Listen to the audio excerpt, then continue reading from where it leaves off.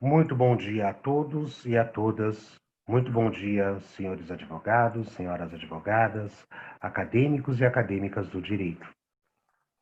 Para nós é uma imensa honra, imenso prazer e um privilégio, uma alegria receber a todos vocês aqui para mais esse evento, o nosso terceiro webinar do nosso ciclo de palestras, Direito Público, Contratos de Parceria e Igualdade em Tempos de Covid.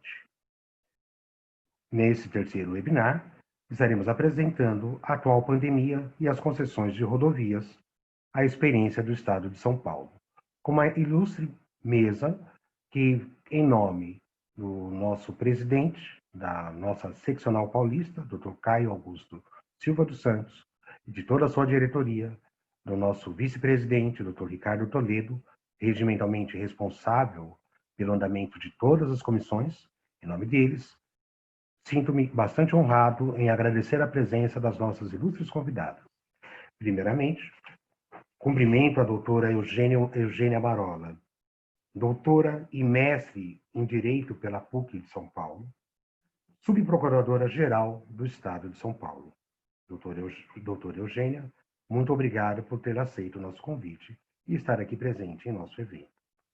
Recebemos também a doutora Renata Pérez Dantas, mestre em Direito Administrativo também pela PUC de São Paulo e diretora de Assuntos Institucionais da Artesp, a agência reguladora de transportes do Estado de São Paulo. Recebemos também a doutora Gabriela Engler, possui LLM pela Columbia University School of Law, dos Estados Unidos, mestrando em Direito Público pela FGV Direito de São Paulo e ocupa a função de secretária executiva de parcerias do governo do Estado de São Paulo.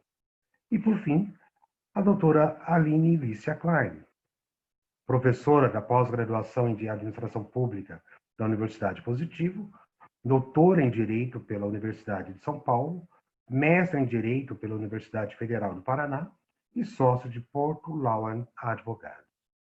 Bem, nós falarmos do setor de rodovias do Estado de São Paulo, aqui nesse evento da Comissão de Direito Administrativo, é para nós uma grande honra.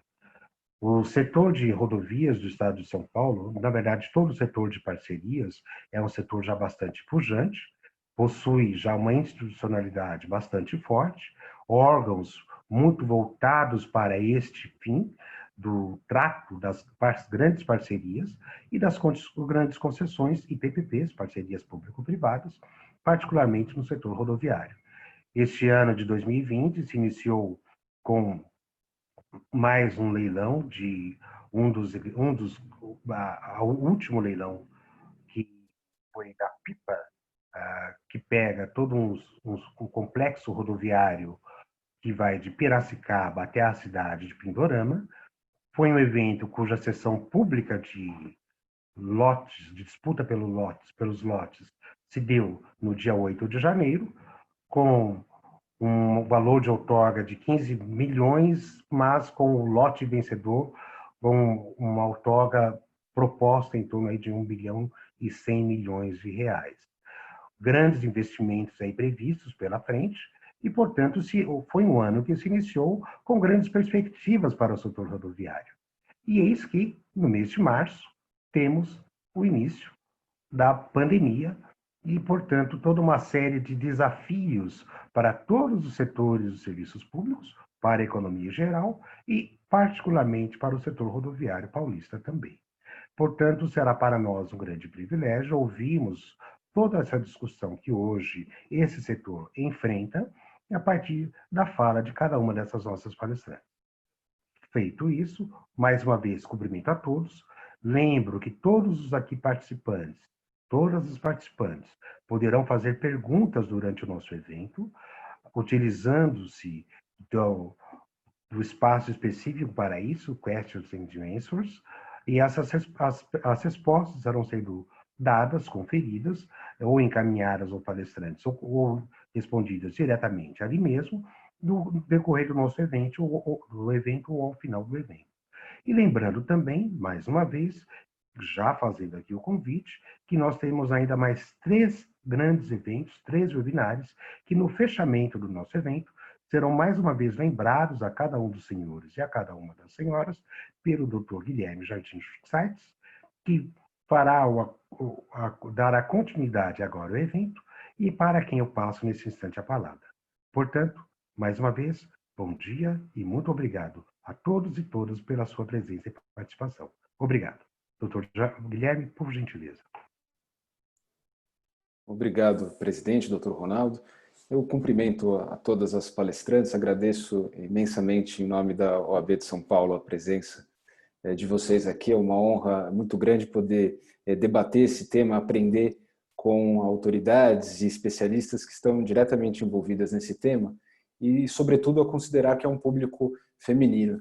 Eu tenho o privilégio de desfrutar da convivência pessoal de muitas de vocês. Sabem que recentemente eu ganhei uma filha, mulher também, então é uma alegria enorme para mim poder participar de um evento como esse, poder organizar um encontro como esse, em que mulheres ocupando posições de destaque, ocupando posições de decisão, influenciando nos rumos de uma política pública tão importante como é o Programa Estadual de Concessões de Rodovias. Doutora Eugênia Marola, subprocuradora-geral do Estado, doutora Renata Dantas, diretora de Assuntos Institucionais da Artesp. Com ambas eu tive a oportunidade de trabalhar no serviço público, na Artesp, enfrentando discussões bastante acaloradas relacionadas ao tema das concessões de rodovias. Doutora Gabriela Engler, com quem eu pude iniciar os estudos no direito público no longínquo ano de 2004, na Sociedade Brasileira de Direito Público, ali na nossa iniciação científica. A doutora Aline Klein, que eu tenho a oportunidade, a honra de conhecer pessoalmente hoje, embora já acompanhasse o seu trabalho há algum tempo. Então, eu me sinto bastante privilegiado e agradeço enormemente a presença de vocês aqui. Então, sem mais delongas, passo a palavra à doutora Gabriela Engler, que é a responsável, a coordenadora pelos debates de hoje, também membro da nossa Comissão de Direito Administrativo. Novamente, muito obrigado e um excelente debate a todos. Bom dia. Queria começar cumprimentando as minhas colegas aqui de mesa virtual, doutoras Eugênia, Renata, Aline, bem-vindas. Queria cumprimentar também Guilherme, Caio, Ronaldo, agradecer pelo convite. É uma honra e um prazer estar com vocês aqui hoje, debatendo esse tema aí, como o Guilherme e Ronaldo falaram, que é tão caro, tão importante para nós e num momento tão delicado. Bom, eu vou falar um pouquinho aqui para vocês da perspectiva de quem está estruturando os projetos, né? Acho que aqui na mesa a gente tem pessoas com olhares que vão poder oferecer perspectivas diferentes.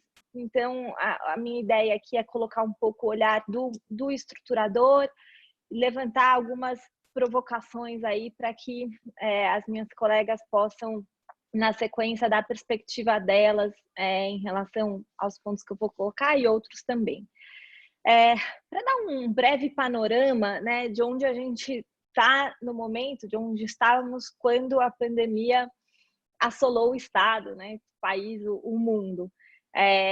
O Estado tem hoje 7 projetos no setor de transportes, né, e aí eu subi um pouco aqui o zoom tirei um pouco o zoom porque eu acho que a pandemia tem um impacto muito relevante no setor de transportes como um todo, embora de formas diferentes, a gente vai falando de rodovia, de trilhos, mas para o Estado, todo o setor de transportes foi bastante impactado, né? Então, eu vou me centrar em rodovias, mas trazer aqui alguns exemplos de outros setores, até para permitir um olhar comparativo entre eles. Então, a gente tem hoje 7 projetos em estruturação no setor de transportes, sendo que em rodovias é o lote litoral, um projeto já bastante maduro, que já foi à consulta pública, que estaria aí pronto para ser licitado muito em breve, não fosse esse momento tão crítico. E a gente está também no momento de estruturação da 5ª rodada de concessões rodoviárias, que ainda não tem um número de lotes definido, mas que, considerando que o lote litoral encerra a 4ª rodada, a gente já está pensando aqui nos lotes que comporão a 5ª rodada. No setor de trilhos, a gente tem a concessão das linhas 8 e 9 da CPTM, um projeto também bastante maduro, que já foi à consulta pública e está também aí no momento de refinamento dos estudos, aguardando o momento ideal para a publicação do edital definitivo. Ainda em trilhos, o trem Intercidades, né, um projeto bastante inovador, de transporte de passageiros ligando São Paulo a Campinas. É um projeto que ainda está em estruturação, mas já com um horizonte de consulta pública ainda esse ano. Temos 2 projetos de transporte sob pneus, que são os ônibus intermunicipais e a concessão de ônibus metropolitano. E temos também o transporte hidroviário, que são as travessias litorâneas.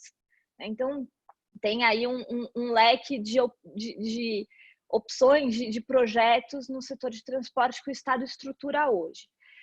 E aí, olhando um pouco para todos esses, né, com a ênfase em rodovias, eu queria falar um pouco assim, dos impactos que a pandemia trouxe para este momento de estruturação e o que a gente está pensando, o que a gente está desenvolvendo para tentar, na medida do possível, enfrentar essa diversidade. Então, em termos de impacto, desculpem, em termos de impacto, o impacto mais imediato é uma questão de cronograma, né?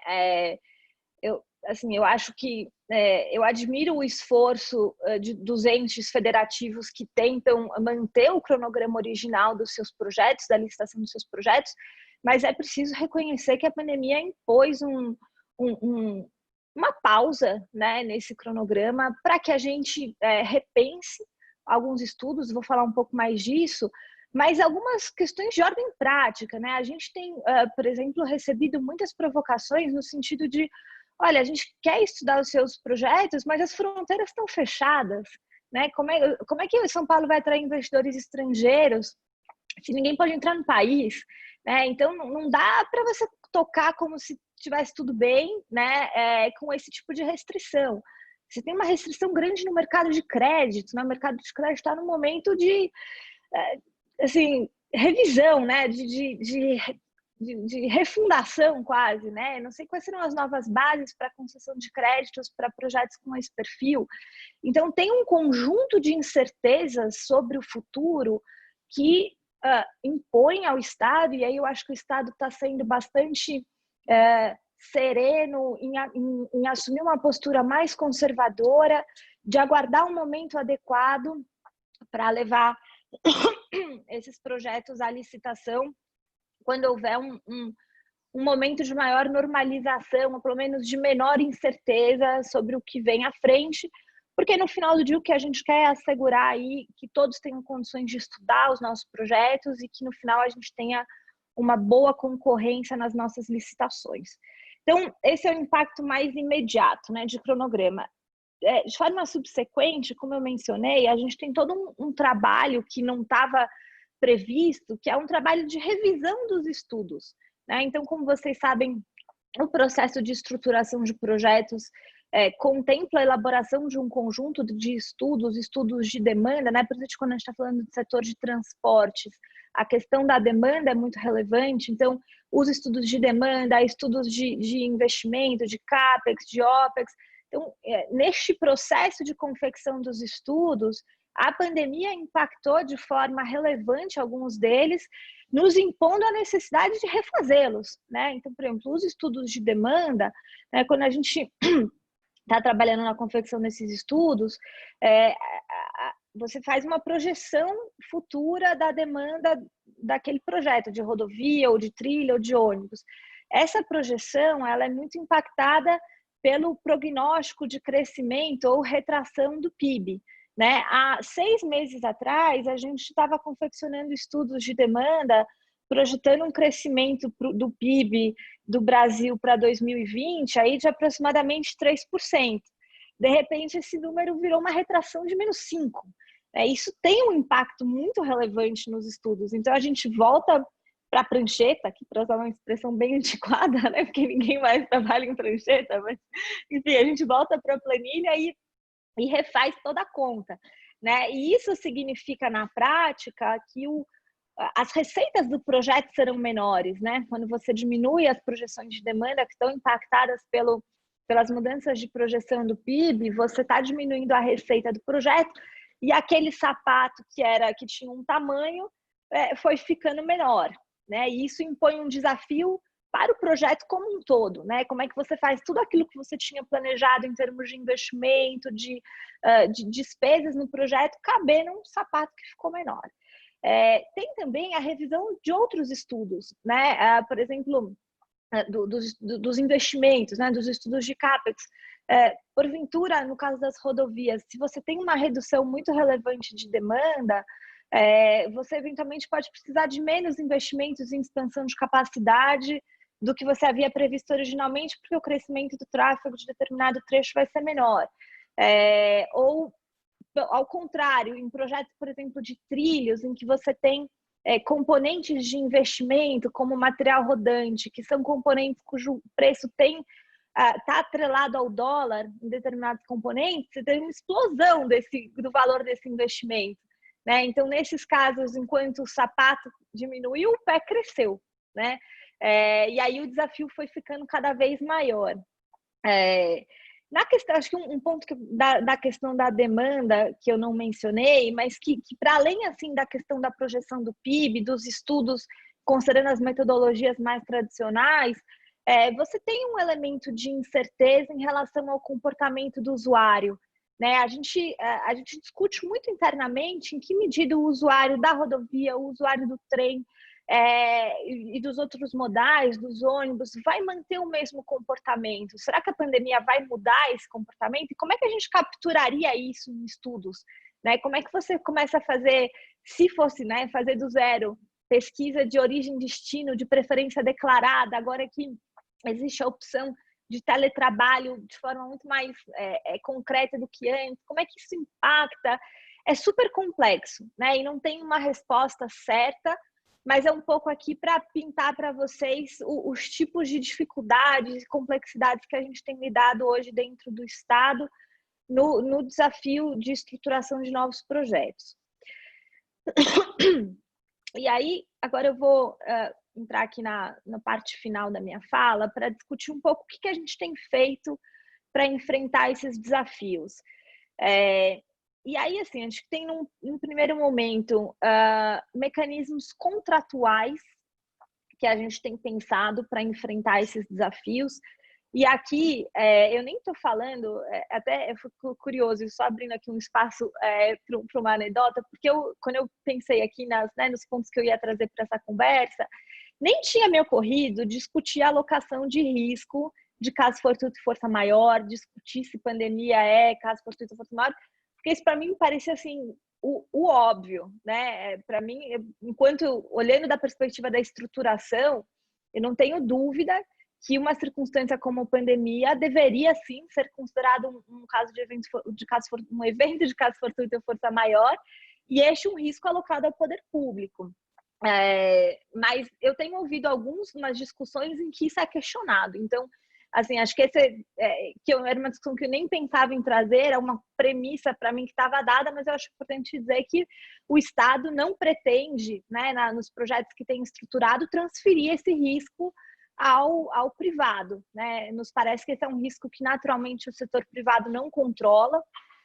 Ouvi alguma discussão sobre questões de haver eventualmente seguros que pudesse rever essa alocação de risco. Não conheço, acho sinceramente improvável supor que as seguradoras vão desenvolver um produto com esse perfil. Então, assim, acho que a questão da alocação do risco, eu acho que inclusive os contratos como eles estão hoje, os contratos do Estado de São Paulo, são bastante adequados no enfrentamento dessa questão da discussão da alocação do risco de caso fortuito e força maior. Então, isso não é algo que a gente discute, precisamos rever como isso é feito. Eu acho que está bastante adequado, na verdade. Eventualmente, acho que tem espaço para aprimorar cláusulas que proporcionem um maior conforto e flexibilidade para o gestor na administração contratual, poder flexibilizar exigências, flexibilizar obrigações de maneira mais clara, com um respaldo mais evidente no contrato, muito embora isso possa ser feito, a Renata também vai poder, acho que, explicar um pouco isso, que a Artesp tem feito. Assim, isso já é possível, mas eventualmente uma fronteira aqui seria deixar essas regras mais explícitas no contrato para dar mais conforto para todo mundo. Mas onde eu acho que realmente é a discussão que se coloca, né, a discussão contratual que se coloca em relação ao risco de demanda, né, e não ao risco de caso fortuito e força maior. Eu acho que o que a gente tem que discutir enquanto estruturador, olhando para frente, é o que a gente faz com o risco de demanda aqui nestes projetos de transporte. São, historicamente, um risco alocado ao concessionário, né?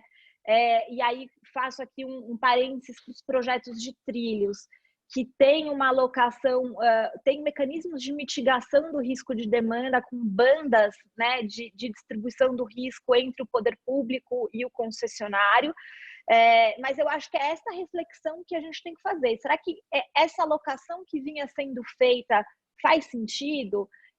Ou mantendo essa alocação, que outros mecanismos contratuais existem para, numa situação de emergência, como a pandemia causou, que a gente possa criar mecanismos, que a gente possa ter mecanismos dentro contratuais que injetem liquidez no contrato. Porque, do ponto de vista prático, né, o grande problema da pandemia foi foi um problema de fluxo de caixa nessas concessões. Né? Eu acho que no horizonte de 30 anos, você não vai ter grande dificuldade de reequilibrar esses contratos. O problema é o impacto financeiro imediato, né? É a dificuldade da concessionária de fazer frente aos seus custos operacionais. Então, o nosso olhar é como é que eu crio uma forma de injetar dinheiro na concessão se a fonte de receita dela secar do dia para a noite, né? Que foi um pouco isso que aconteceu. Talvez não tanto no caso das rodovias, né, que não teve esse impacto tão dramático, mas quando você olha para aeroportos e para trilhos, né, trilhos sofreu muito, pneus e trilhos, então como é que eu crio esse mecanismo? E aí a gente tem pensado, bastante inspirado no que os contratos de rodovia já têm, que são esses colchões de liquidez para fazer frente a reequilíbrios, né, então nos contratos de rodovia mais recentes, você tem, a Renata pode explicar isso melhor do que eu, a outorga variável, né, que é um percentual da receita da concessão, esses valores são mantidos numa conta, a reserva, e essa conta ela é destinada a gerar liquidez para o pagamento de determinados desequilíbrios que ocorram no contrato. E aí, assim, a ideia é, será que a gente não cria um mecanismo semelhante a esse, eventualmente alimentado pelo próprio contrato, na largada alimentado, por exemplo, pela outorga, ou por outras receitas que sejam da própria concessão, e use esses recursos como um colchão de liquidez na eventualidade de uma circunstância como a pandemia que afeta de forma muito dramática o fluxo de caixa da concessão. Então, a gente tem olhado um pouco para esses mecanismos. Acho que, dando um passo além, e aqui já caminhando para a conclusão da minha fala, tem também um olhar que transcende a discussão contratual, que é um olhar conceitual da alocação do risco de demanda. Né? De novo, acho que aí, falando de Brasil, né, existe uma tradição de alocar o risco de demanda ao privado, mas é preciso reconhecer que ele também não controla esse risco, né? Então, assim, da perspectiva das melhores práticas de alocação de risco contratual, talvez alocar o risco de demanda ao privado, ao concessionário, não é o mais adequado, de novo, dessa perspectiva conceitual. E talvez o que a pandemia tenha nos mostrado é que, assim, a alocação de risco de demanda ao concessionário funciona bem quando o projeto vai bem, quando a demanda é boa. Quando a demanda sofre de forma significativa, isso vira um problema, né? Então, é quase que o Estado ele é chamado a resolver o problema de demanda quando ela cai, né? Quando ela está alta e excedendo as expectativas, o Estado não se apropria de nenhum ganho. Então, estou dizendo isso para fazer uma provocação aqui, se não é o caso da gente começar a repensar essa alocação. Né? Quando você olha mundo afora, você tem contratos, por exemplo, principalmente contratos de ônibus em Londres, se eu não me engano, no Chile, em que o pagamento é por disponibilidade, né? O poder público, e aí você tem várias formas de remunerar, por quilômetro, por tempo, enfim, e também tem os seus desafios, né? Não quero aqui simplificar, acho que pagamento por disponibilidade não é panaceia, mas é algo que a gente precisa eventualmente pensar em que medida rever essa dinâmica da alocação do risco de demanda e discutir pagamentos por disponibilidade não é algo que faz sentido em virtude aí das circunstâncias que a pandemia trouxe. A gente hoje, que eu conheça, no Brasil, a gente não tem projetos de transporte com essa dinâmica, mas o Estado de São Paulo tem pensado isso sim, para alguns de seus projetos, não de rodovia, de trilhos. Eu acho que no caso das rodovias tem uma vantagem interessante no Estado, que é o fato da gente conhecer a geração de caixa de muitos dos ativos, né? Como a gente tem concessão há 20 anos ou mais, a gente sabe quanto que aquela rodovia gera de caixa, né? Fôssemos estruturar um pagamento por disponibilidade, seria muito mais fácil na medida em que a gente sabe quanto que aquilo ali gera de dinheiro, né? Você conseguiria montar um modelo econômico-financeiro com muito mais previsibilidade do que num determinado ativo em que você não tem essa certeza, né? Esse conhecimento. Bom, então, assim, concluindo, a ideia era basicamente essa, né? Colocar um pouco aqui para vocês dos desafios que a gente vem enfrentando, da revisão dos estudos e fazer aqui algumas provocações em que medida a gente pode desenvolver mecanismos ou de liquidez contratual para situações de emergência, ou mesmo revisões mais conceituais de alocação de alguns riscos, e aproveitando aqui do debate das minhas colegas para ouvi-las um pouco e, enfim, sempre procurando aprimorar nossos projetos e estruturar ativos melhores. É isso. Passo a palavra aqui. Guilherme, não sei se você quer comentar alguma coisa, mas se não, já passo a palavra aqui para a doutora Renata. Bom, bom dia a todos. Eu gostaria de começar agradecendo à Comissão de Direito Administrativo da OAB por esse convite para participar da conversa com Gabriela, Aline e Eugênia, que são profissionais admiráveis, a quem eu cumprimento também. E especialmente agradecer ao Dr. Ronaldo, Guilherme e Caio, que organizaram essa mesa e vêm nos propiciar a discussão, né? Falar das concessões nesse momento é algo muito importante, né? Todas as pessoas estão de olho no que está acontecendo, né? Na demanda das rodovias. Diariamente os bancos estão emitindo aí suas notas aos clientes em relação ao que vem acontecendo nas concessões. A mesma coisa com aeroportos, transporte coletivo, né? E em diferentes graus, esses setores eles foram evidentemente afetados, né? E eles precisam de um olhar cuidadoso do poder concedente quanto ao endereçamento das consequências do estado de calamidade e quarentena decretadas nesses contratos de concessão. Essas consequências elas devem ser compreendidas e enfrentadas tanto no campo dos contratos já assinados, né, como disse a Gabriela, na estruturação dos novos projetos, né? E a complexidade que existe para estruturar um bom projeto de concessão, que tem um vulto enorme envolvido, financiamentos e tal, é algo que é de conhecimento geral e a Gabriela explicou brilhantemente. A demanda, a receita e o fluxo de caixa, elas são a preocupação do momento, inclusive para os contratos vigentes, né? E quem acompanha o setor vem cobrando muito as agências e poder concedente de respostas. Quando iniciou-se a pandemia aqui no Brasil, essa fase de quarentena, que a gente já vem enfrentando há quase 4 meses e meio, né?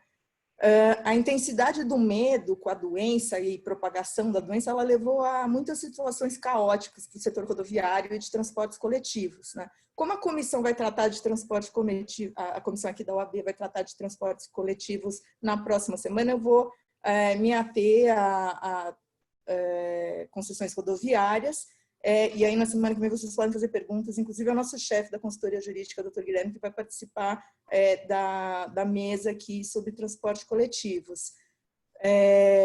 Na primeira semana de quarentena, esse pânico geral, né, a gente vendo o que estava acontecendo no resto do mundo, então ela teve efeitos curiosos aqui. Então, muitas prefeituras e o próprio Ministério Público começaram a agir administrativamente ou judicialmente para fechar suas fronteiras, né? Não só impor barreiras sanitárias, para realmente fechar a entrada nos municípios. Tanto porque algumas pessoas achavam que estavam em férias, né? Então queriam viajar e aproveitar a praia, e aí os balneários então ficaram preocupados com a propagação da doença, como o próprio medo em si, né? E esses fechamentos, eles às vezes vinham acompanhados também com restrições de traslados de empregados de concessionária, dificuldades na execução das obras, enfim. Foi uma tempestade de medidas que acabou interferindo naquele primeiro momento drasticamente nas concessões e que vinham prejudicando a operação das rodovias. Naquele momento, a nossa Procuradoria do Estado, ela agiu muito rapidamente, ela conseguiu derrubar todas as decisões judiciais, foi essencial o trabalho tanto da equipe da doutora Eugênia como do doutor Frederico, né, Consultivo e Contencioso, uniram forças e derrubaram as medidas todas vigentes, e inclusive conseguiram uma suspensão importante que proibiu novas medidas como aquelas, né, e estabeleceu que se houvesse alguma medida do município de barreira sanitária, não fosse proibindo a entrada, mas sim aquela lógica de medições de temperatura, orientações gerais aos usuários e organizadas pela própria prefeitura, porque era muito frequente também a imposição de ônus às concessionárias para que a concessionária dispusesse de pessoal para implementar essas barreiras. Então, isso já, a derrubada dessas medidas e a proibição de novas pelo Tribunal de Justiça foi importante para tentar dar uma regularizada e normalizada na operação rodoviária, mesmo nesse momento crítico. Naquela oportunidade, a agência já tinha estabelecido um canal rápido com as concessionárias e os jurídicos das concessionárias, né, de comunicação, justamente para entender que dificuldades que vinham acontecendo, mapear todas as restrições, e exigir também da concessionária comunicações, a apresentação de informações explícitas relacionadas à demanda, a atendimentos ao usuário, a dificuldades enfrentadas, número de casos de contaminação no seu pessoal, para a gente começar a entender todos os efeitos que vinham a acontecer ao longo da quarentena e estado de calamidade nos contratos de concessão. Isso foi também a base do que nos levou a fazer uma primeira consulta à nossa PGE, e eu acredito que daqui a pouco a doutora Eugênia deve falar sobre isso, sobre como lidar com as consequências da pandemia e qual o tratamento e medidas que a gente deveria adotar para caminhar para um futuro reequilíbrio, né? Então, começando a notar essas dificuldades e tal, a agência, ainda antes de receber o parecer, a gente começou a tentar colaborar com a concessionária a lidar com essas dificuldades, entendê-las e tentar pensar em medidas administrativas regulatórias que pudessem favorecer o ambiente de operação das concessionárias, né? Então, começou-se então uma lógica de tentativa de atuação da agência em parceria com as concessionárias, tanto para questões que estão relativamente fora do contrato de concessão, mas são importantes como mensagem, né, para uma prestadora de serviço público, que foi, por exemplo, a concessionária ter uma atuação muito proativa na orientação aos usuários, distribuição de kits de higiene, orientações em geral, especialmente a caminhoneiros, né, já que não podia parar o abastecimento das cidades, como também começar a entender quais eram as principais obrigações que vinham enfrentando dificuldades e se a agência poderia, de alguma forma, passar a relativizá-las, né? Com base nisso, e também recebendo das concessionárias diversos ofícios em que eles nos pediam para atuar em determinadas relativizações, a gente começou a tentar, então, estabelecer, já num primeiro momento, uma espécie de parceria na fiscalização que vai um pouco além daquelas obrigações do poder concedente na sua fiscalização, né? Por exemplo, a gente, quando vai fazer a fiscalização de uma rodovia, eu não preciso sair avisando onde eu vou ver, que setor eu vou fiscalizar. Há uma obrigação geral da concessionária de que fique em constante vistoria do seu ativo para evitar que haja buracos, plantas não podadas, enfim. A agência, considerando que no momento de pandemia a concessionária também poderia ter uma restrição de pessoal, seja porque ficaram doentes, grupo de risco ou alguma dificuldade enfrentada, né, que todos nós conhecemos, começou então a avisar a concessionária que seriam feitas vistorias em tais regiões na semana seguinte. Assim, a concessionária tinha tempo de se organizar também para ver como estavam as condições, já atuar, porque o nosso objetivo não é penalizá-la, né? Mas é que não tenha a situação crítica à rodovia. E dessa forma, então, conseguir manter um serviço adequado aos usuários, organizando, otimizando o uso dos seus funcionários, tanto da agência quanto da concessionária.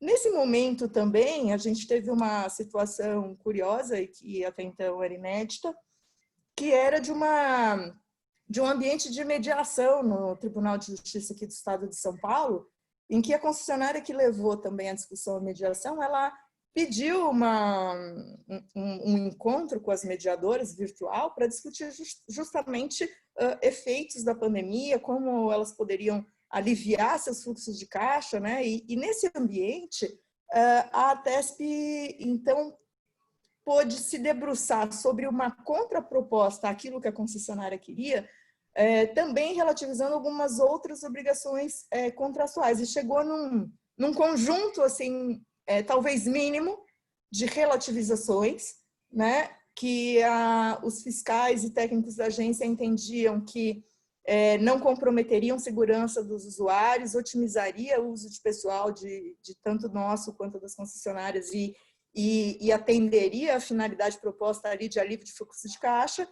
E foram essa contraproposta apresentada pela agência foi aprovada pelo conselho diretor da agência, mas ela ainda tem um trâmite a seguir de aprovação da Procuradora-Geral do Estado, que se tudo correr como a gente espera, vai poder ser um paradigma relevante para outras concessionárias e também uma resposta talvez importante para o setor, assim, de sinalização de qual caminho que há conforto daquele que fiscaliza de seguir. E eu falo conforto não na tomada de decisão por receio ou medo de tribunais, de conta, órgãos de controle em geral, mas conforto de saber que não está colocando o usuário em risco, né, principalmente.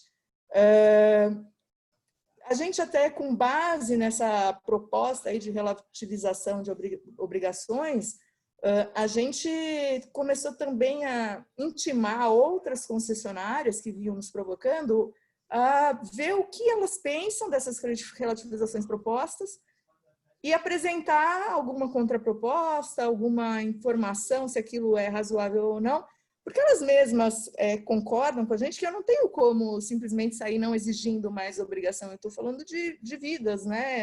Então, a gente está no momento agora guardando a resposta delas a essas intimações e a gente espera que desse ponto de partida possa evoluir para, quem sabe, um alívio provisório, porque isso não é o reequilíbrio, obviamente, da situação que elas se encontram, mas é a nossa tentativa de provisoriamente aliviar fluxo de caixa, e bem nessa linha comentada pela Gabriela, que é a preocupação maior hoje, né? Algumas concessionárias também trouxeram paralelamente uma preocupação com o cronograma de investimentos. E isso é o que vem à cabeça de todos num primeiro momento, quando pensa assim, o que fazer para aliviar ou para resolver um pouco a situação e tal. Vamos rever cronograma de investimentos. Só que a gente tem que entender também que a manutenção dos investimentos em andamento e futuros é essencial para preservar a geração de postos de trabalho e a retomada da economia, né? Então, eu não posso, inconsequentemente, falar, então estão todos os cronogramas suspensos por 5, 6 meses até que... Se eu faço isso, aí eu dou um baque geral, assim, na geração de empregos e na economia que está rodando ainda, né? Eu vejo uma série de obras em andamento aí pelo sistema rodoviário que são relevantes, né?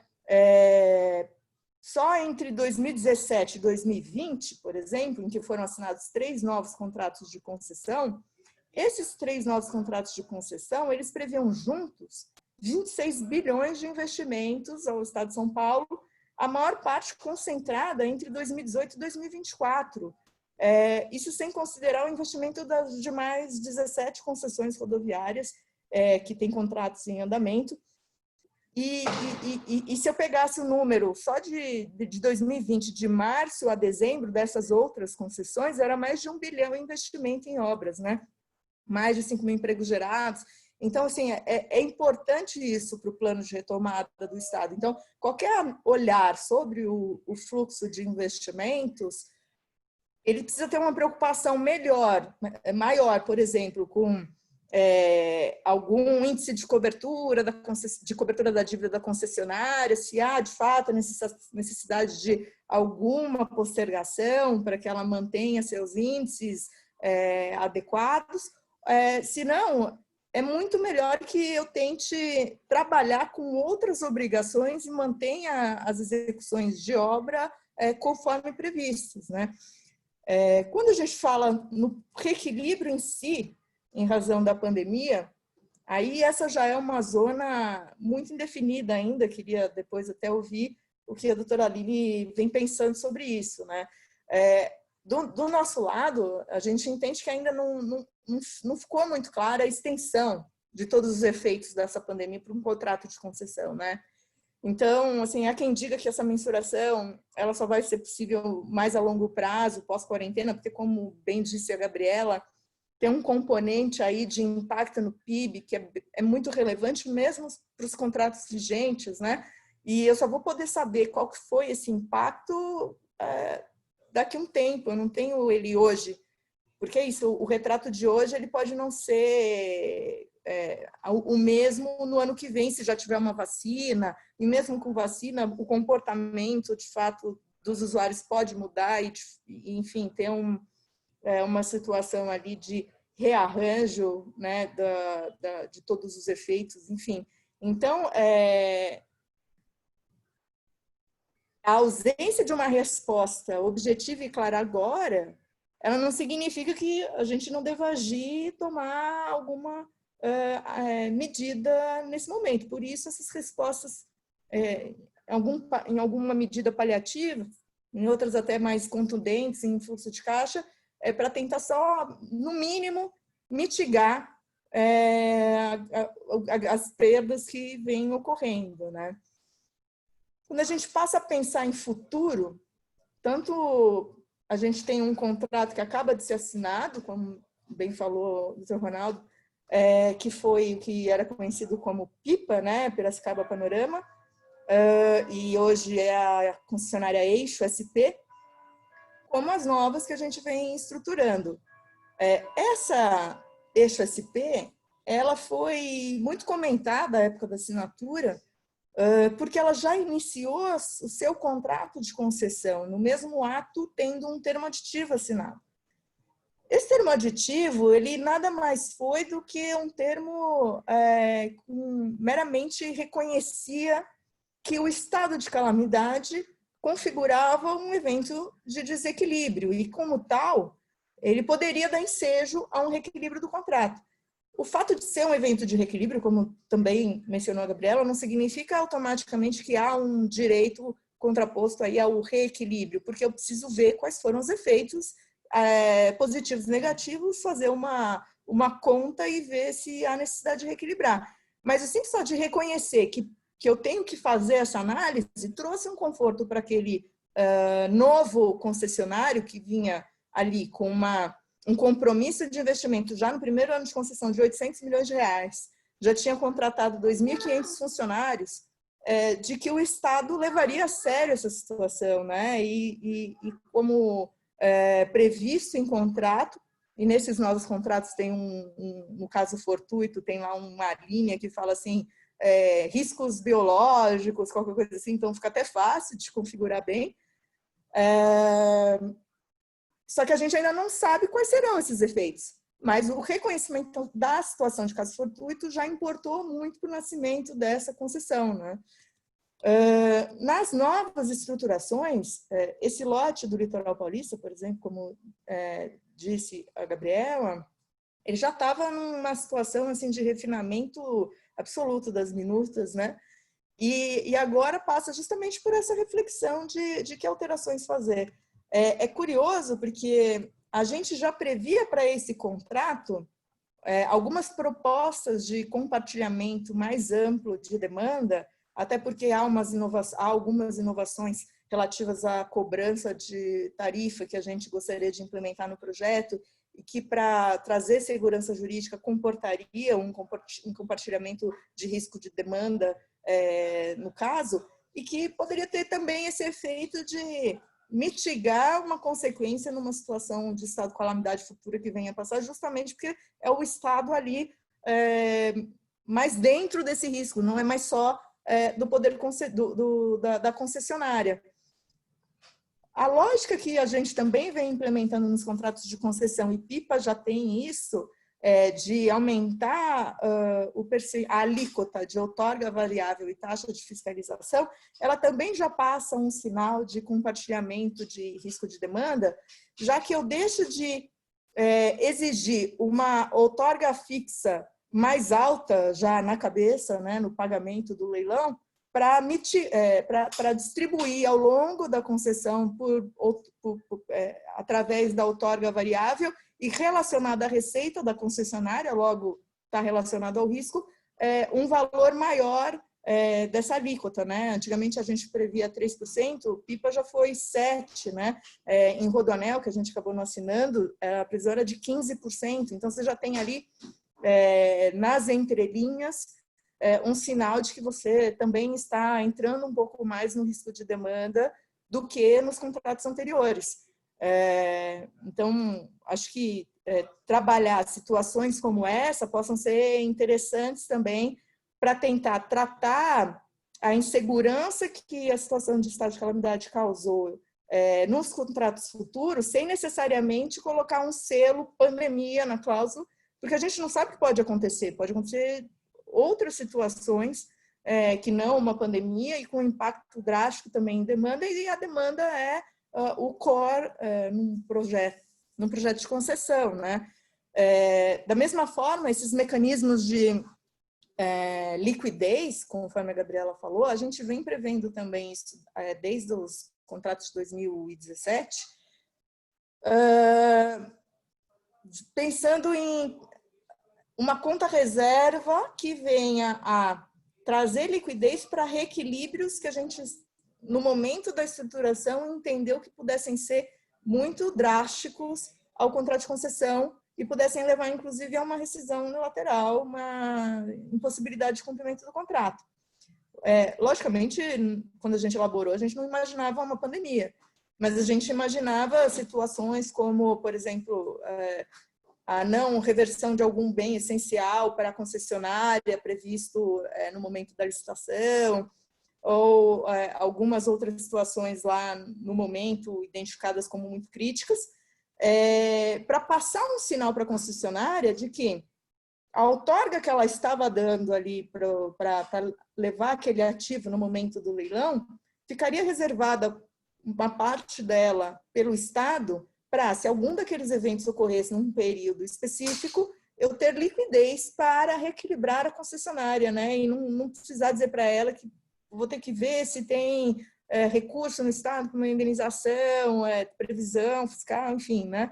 Então, no caso de PIPA, a especificação do edital diz que a outorga fixa ficaria depositada numa conta reserva por 1 ano, por conta de uma série de riscos ali que a gente entendeu que poderiam ser traumáticos para esse contrato, e que, no limite, vai servir também para um reequilíbrio no caso da pandemia, quando a gente conseguir mensurá-lo, né?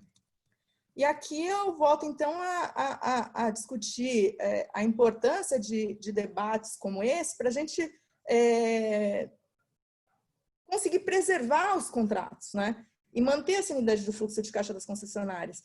E preservar o contrato é também lutar diariamente contra algumas medidas populistas, a meu ver, que incidem diretamente nas estruturações de projetos e nos contratos vigentes, como as dezenas ou centenas de projetos de lei que eu tenho hoje na agência para me manifestar, pedindo isenção de cobrança de tarifa de pedágio.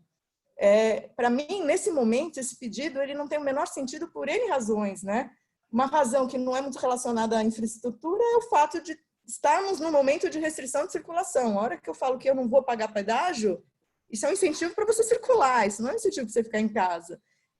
E por outra razão, a concessionária ela não parou de operar. E ela só opera porque ela recebe a tarifa de pedágio. Assim, não é uma parceria privada, não tem contraprestação, você não entra nessa receita, ela começa a ter dificuldades para operar, ela pode migrar para uma inadimplência do contrato, né?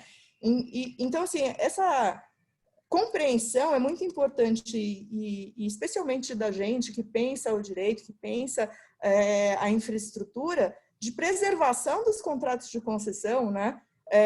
Inclusive nos manifestando mais quando chegam situações como essa à discussão, se a gente quer novos contratos de concessão. A gente pode entender que não quer mais nenhum, mas enquanto a gente entende que concessões são meios importantes para retomada, para investimento e tal, tem que preservar as suas obrigações e direitos, né? E lutar para que elas sejam preservadas. Eu continuo entendendo que o investimento em infraestrutura ele vai ser o grande responsável pela retomada econômica, né? Então, é importantíssimo essa preservação, porque senão a gente não tem nem retomada, nem contratos novos ou vigentes. A gente vai ter um colapso aí no setor. Eu acho que eu já falei bastante aqui, né? Queria voltar a palavra para a Gabriela e a gente pode discutir mais tarde um pouco mais. Obrigada, Renata. Acho que ótimas ponderações. Já vou passar a palavra aqui para a doutora Aline. Acho que ela tem várias respostas aí às provocações. E, doutora Aline, por favor. Olá, bom dia a todos. Primeiramente, gostaria de agradecer ao Ronaldo, ao Guilherme, ao Caio, à Comissão de Direito Administrativo da OAB por esse convite e parabenizar pela organização do evento, de tema tão interessante, propiciar essa discussão.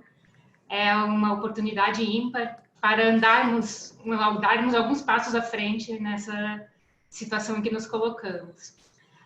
Gostaria de cumprimentar as doutoras Gabriela, Eugênia, Renata, que tanto admiro. Um grande prazer estarmos aqui juntas nessa mesa virtual para debatermos esse tema.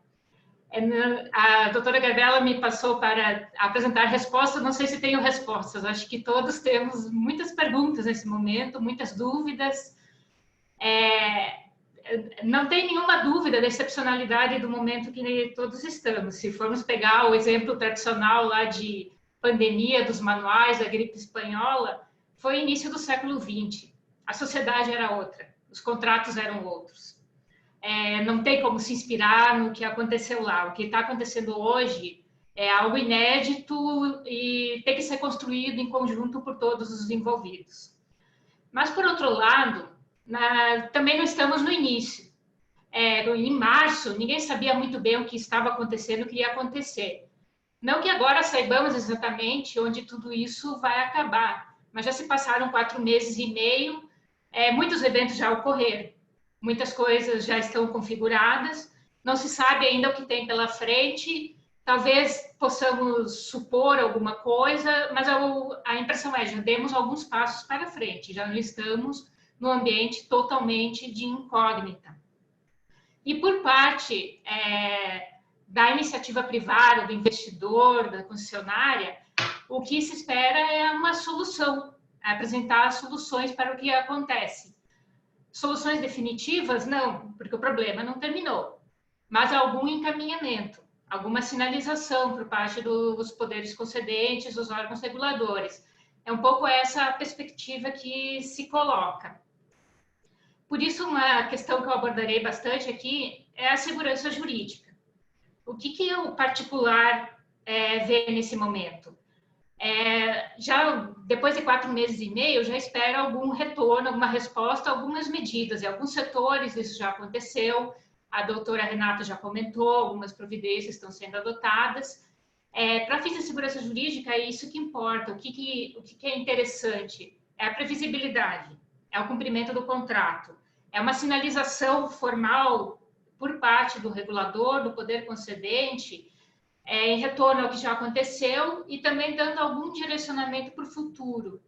Reitero, não se trata de dar alguma resposta definitiva de resolver todos os problemas, sabemos que isso é impossível, mas dar algum norte, alguma diretriz para a conduta, porque estamos falando de serviços públicos, serviços essenciais que continuaram sendo prestados. Apesar de muita coisa ter parado, essa parte não parou. Então, e os problemas foram se avolumando. Então, uma premissa que eu adoto é a questão da segurança jurídica, a questão da necessidade de respostas. E o que gera uma maior insegurança é justamente a ausência de resposta. Sabemos a clássica lição do direito administrativo de se buscar a decisão ótima, a melhor decisão. Talvez nesse momento, buscar a ótima decisão seja até inviável, porque nem todos temos conhecimento de todas as variáveis envolvidas. Então, talvez o que busquemos agora seja alguma decisão. Ainda que essa decisão seja parcial, resolva algumas questões, seja revista posteriormente, mas o que se aproxima da segurança jurídica agora é alguma decisão. É isso que é o importante. O que eu estou falando aqui é alguma decisão? Estou falando em autorização formal, por exemplo, em relação ao cumprimento, para não cumprimento, eventualmente, de algumas obrigações contratuais menos relevantes. Estou falando de sinalização formal por parte do poder concedente, do regulador, sobre como ele procederá nesse período excepcional. Estou falando também de medidas de mitigação, por exemplo, do impacto da pandemia no fluxo de caixa das concessionárias, que tem sido bastante significativo e depois de 4 meses vai se avolumando, porque a queda de tráfego já foi observada. Existe uma tendência de melhora, não se sabe ainda qual será o comportamento futuro, mas o fato é que esse tráfego que se perdeu, que já não se verificou no passado, ele não retornará. Não haverá uma recuperação disso. O que não se sabe é qual é o comportamento futuro, o quanto dessa perda será definitivo, o que acontecerá para frente, mas uma parte já está configurada. Então, um pouco essa a minha ponderação. Parte dos efeitos já estão configurados. Não sabemos a dimensão total do problema, mas uma parte nós já temos conhecimento. E também quando se fala depois eu vou detalhar um pouco mais em reequilíbrio, já pondero, né? Não é reequilíbrio em favor do concessionário, em favor de uma das partes. O que nós temos que ter em vista é que eu estou falando em reequilíbrio em favor do projeto. Estou falando em manter a concessão, em manter o contrato, não é beneficiar uma parte ou outra. Tem que colocar todos os eventos na balança, mas não se trata de algum tipo de benefício. Trata de dar continuidade, assegurar a continuidade do projeto. Inclusive porque a melhor solução a ser buscada é um ponto que dê conforto tanto ao poder concedente quanto ao concessionário para dar continuidade ao projeto. Acho que essa que é a meta para buscarmos no momento. É um ponto de equilíbrio. E, eventualmente, até por meio de mediação, de discussões, de métodos alternativos mesmo. Não se trata de um momento de imposições, mas de quanto mais consensual, mais próxima de atender aos interesses de todos os envolvidos, tanto melhor. Fico feliz de ouvir a doutora Gabriela mencionar que no âmbito do Estado de São Paulo não tem nenhuma dúvida quanto ao enquadramento como evento de força maior. De fato, tenho visto com preocupação algumas manifestações que têm saído por aí, no sentido de tentar diferenciar risco de incerteza, que a matriz de risco do contrato abordaria riscos, que alguma medida seriam não previsíveis, mas poderiam ser dimensionados. Incerteza, o total, o desconhecimento, são conceitos interessantes da teoria econômica, que eventualmente podem refletir alterações futuras. Mas o fato é que hoje a lei e principalmente os contratos não fazem essa diferenciação. E eles falam, inclusive, expressamente em evento de força maior. O evento de força maior, por sua excelência, sempre citado, como mencionei no início, é a pandemia. Então, dizer agora que isso não é evento de força maior seria uma insegurança jurídica muito grande para todo o ambiente de concessões. Mas uma outra discussão que eu tenho visto um pouco é entre o enquadramento da pandemia como evento de força maior ou fato do príncipe. Tem o conhecimento, o posicionamento tem sido da AGU, da Procuradoria do Estado de São Paulo, de enquadrar como força maior. Eu tenho alguma dúvida aqui, porque para mim as coisas estão um pouco estão um pouco indissociáveis. Porque uma parte dos efeitos que estamos sofrendo, sem dúvida, decorrem da pandemia por si só. Por exemplo, queda do tráfego da rodovia, certamente ocorreria a queda, independentemente de qualquer ato estatal. O próprio comportamento da população, o medo instaurado, principalmente no início, conduziria a esse tipo de conduta. Mas eu tenho as minhas dúvidas se a redução seria exatamente nessa mesma proporção, se não tivessem sido praticados atos pelos diversos entes governamentais restringindo a movimentação. Então, por isso que eu digo, para mim é um pouco indissociável. A origem é a pandemia? Mas talvez os efeitos tenham sido amplificados, tenham sido agravados por medidas de entes estatais. Isso varia muito, isso vai variar em cada contrato de concessão, cada município atuou de uma forma. A doutora Renata já narrou o grande desafio que enfrentou no início da pandemia. A população de cada localidade se comportou de uma forma e cada tipo de contrato, aqui no nosso caso de transportes, cada tipo de transporte teve medidas distintas. Mas, por exemplo, quando eu estou falando de pneus, por exemplo, uma coisa é a restrição da movimentação da população que simplesmente deixou de utilizar o meio de transporte. Outra coisa são determinações de manutenção, por exemplo, de uma determinada oferta do serviço acima da demanda que normalmente justificaria para assegurar a população o distanciamento social, por exemplo. Então, aqui é o meu ponto. Mas é possível dissociar o que é efeito da pandemia e o quanto que é o impacto de cada ato estatal? É muito difícil. Mas eu só queria ponderar que, para mim, talvez não seja algo tão nítido, que é pura e simplesmente força maior, ponto. O reflexo de algum fato do príncipe vai variar em cada contrato, cada situação específica, mas o meu ponto isso não pode ser utilizado para prejudicar o direito do concessionário ao reequilíbrio. Inclusive porque, no nosso caso, aqui também falo muito brevemente, experiências de direito comparado que volta e meia tentam transportar descuidadamente aqui para o nosso regime jurídico. Em direito comparado, elas têm algum tratamento diverso, me reporto especialmente ao direito francês. Mas aqui no Brasil, o fato é que a Lei 8666, podemos aqui discutir um dia inteiro se aplica ou não a lei de concessões, mas o fato é que boa parte dos contratos de concessão praticamente replicam o que está na Lei 8666 quanto à distribuição de riscos, especialmente ali do artigo 65, no que diz respeito à força maior.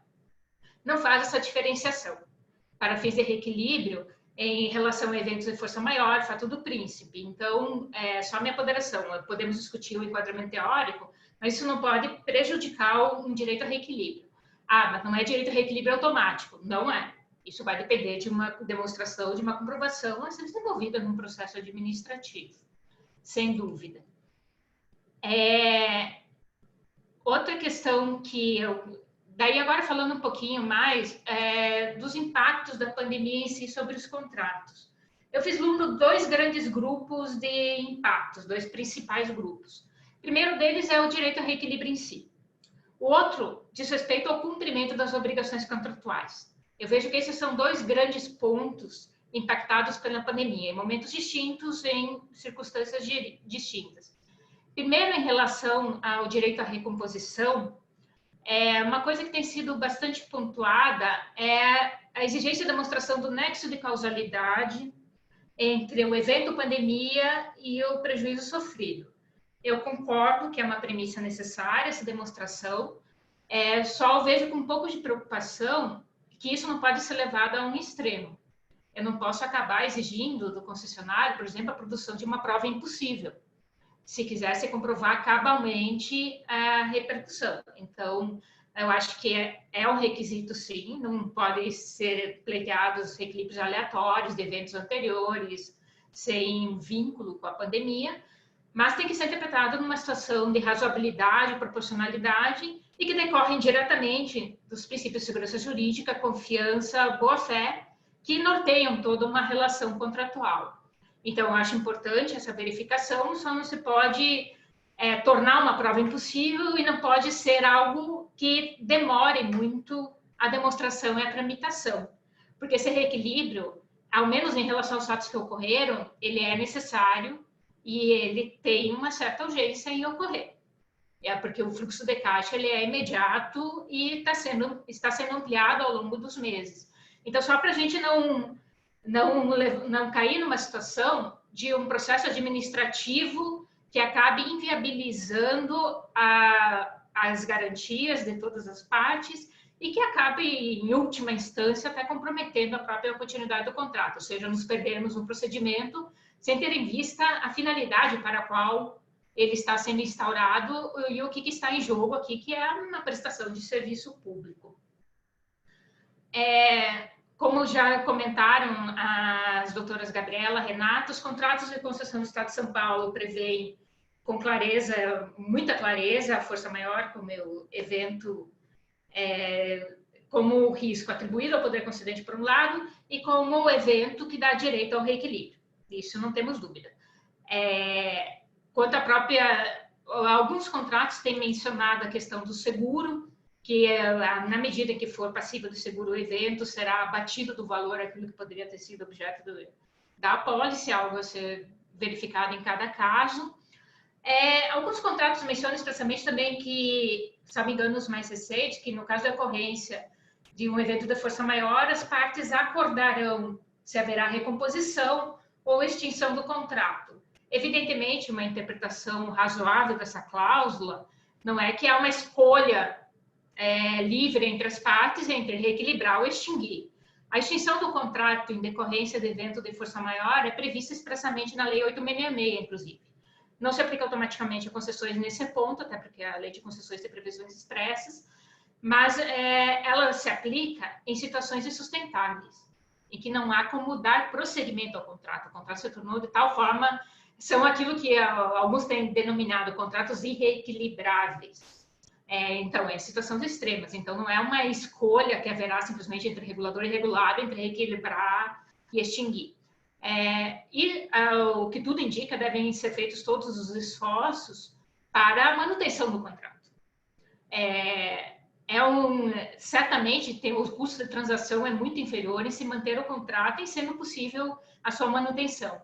Rescindir um contrato, discutir-se qual que é a eventual indenização, possível indenização da concessionária, desenvolver uma nova licitação, ainda mais no ambiente em que estamos, certamente não é uma tarefa fácil.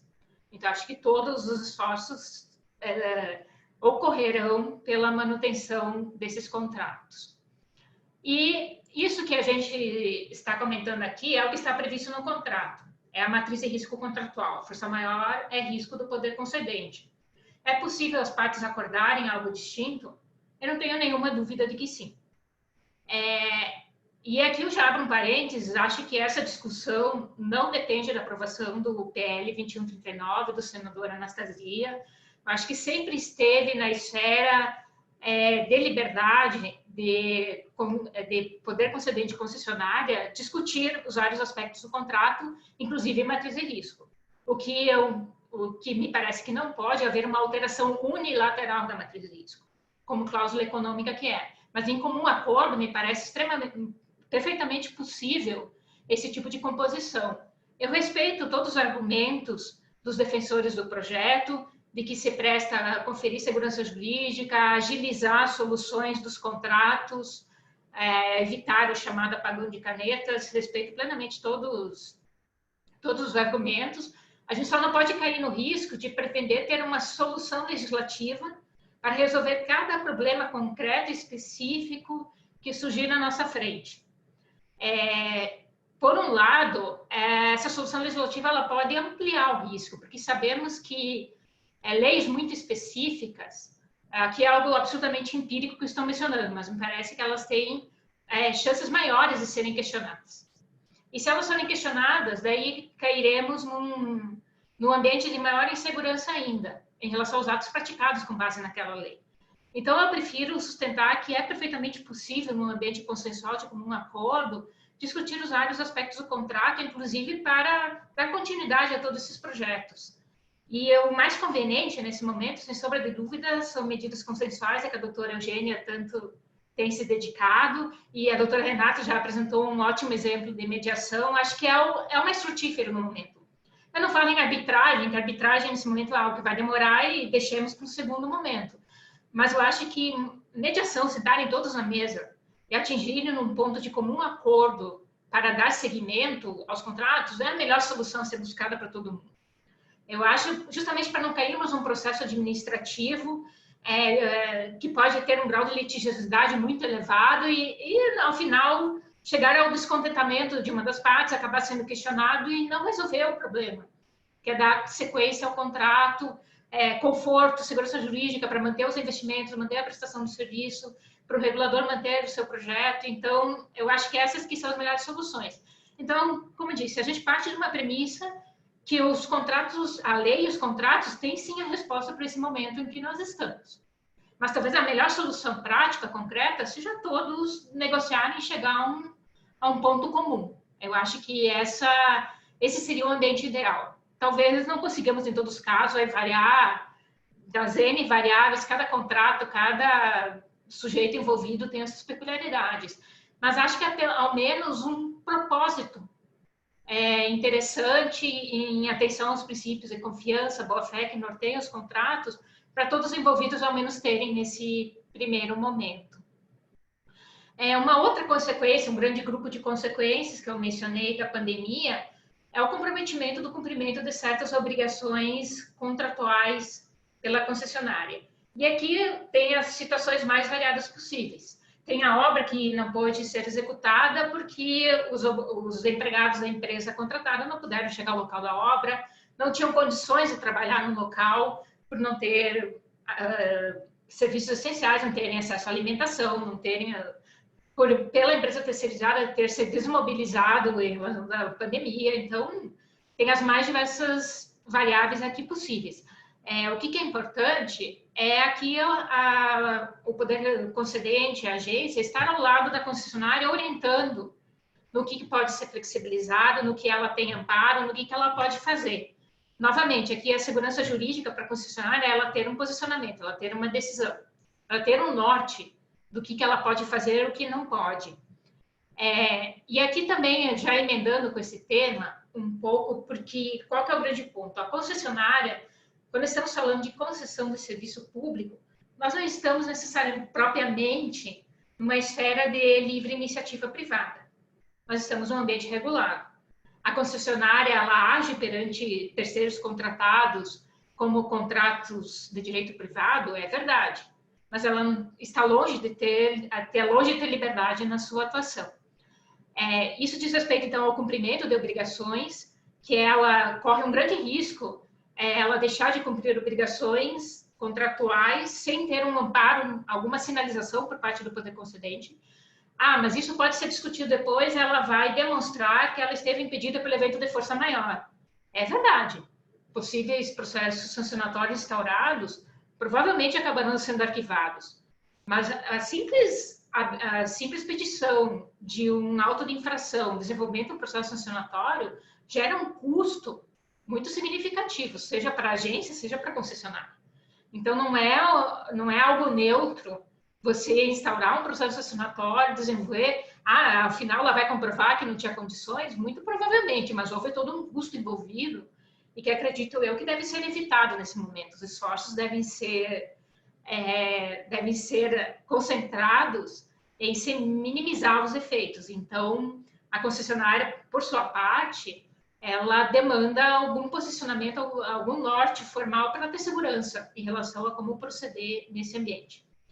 Aqui engata um outro tema, que também é algo que tem sido mencionado, que é da própria teoria geral do direito, alguns contratos têm mencionado expressamente, que é o dever de mitigar as consequências do evento de força maior. Esse se aplica também às duas partes contratantes. Mas aqui também eu pondero que ele deve ser visto com alguma cautela, porque em relação à concessionária, como já mencionei, ela não está exatamente no ambiente de livre iniciativa, não tem exatamente liberdade de ação. Então deve ser verificado se ela adotou as providências para reduzir seus custos, mas sempre com a razoabilidade dentro daquilo que estava dentro da sua esfera de liberdade contratual, dentro daquilo que ela não dependia de alguma autorização do poder concedente, do regulador, para deixar de cumprir. Então, eu acho que esse dever de mitigar aplica-se sim também às concessões, mas aqui eu tenho um grano salis para interpretar isso, porque eu estou vinculada a um contrato. Eu não estou numa iniciativa privada que o sujeito pode decidir fechar a sua loja de um dia para outro, ele não sendo serviço essencial, ele tem total disponibilidade sobre o seu negócio. Aqui a situação é outra, então acho que é algo a ser considerado, mas novamente, dentro de um princípio de razoabilidade. Em relação aos futuros contratos, eu também fiquei bastante animada, vi com bastante interesse os comentários das doutoras Gabriela e Renata, que eu acho que vai ser, ao menos nesses projetos, nesse momento inicial, em que não se sabe o que vai acontecer, não se sabe dimensionar o impacto, não se sabe, não há nenhuma condição de estimar qual vai ser o tráfego futuro, menos ainda. Estimar demanda já é algo muito difícil. Agora, diante desse ambiente que se coloca, é algo muito mais difícil. Então, acho que realmente, para viabilizar projetos a curto, médio prazo, é interessante, sim, pensar nesses mecanismos contratuais, não sei se propriamente de compartilhamento de demanda, mas de algumas revisões, ao menos, em relação a essa questão da demanda. Pois é algo que já é difícil, será mais difícil ainda nesses futuros contratos, ao menos nos seus primeiros anos, até termos alguma estabilização da situação. Então, acho que é um mecanismo extremamente interessante e necessário para a atratividade da questão dos novos projetos para a iniciativa privada. Porque, afinal, uma boa parte dos grupos já que potencialmente serão interessados nesses novos projetos, eles também estarão envolvidos em recuperar e resolver os problemas das suas concessões atuais. Então, acho que é um tema bastante interessante.